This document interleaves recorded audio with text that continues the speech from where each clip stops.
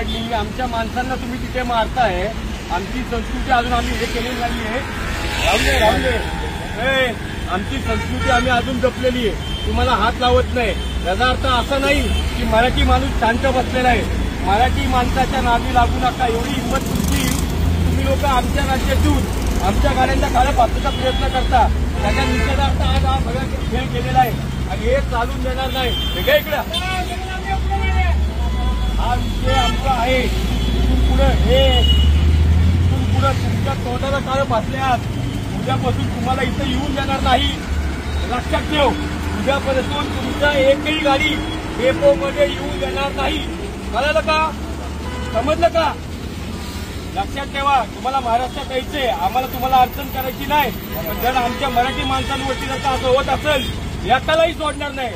ते तुमच्या सरकारला आम्ही म्हटले माफी मागा, मराठी माणसाची माफी मागितलेली नाही.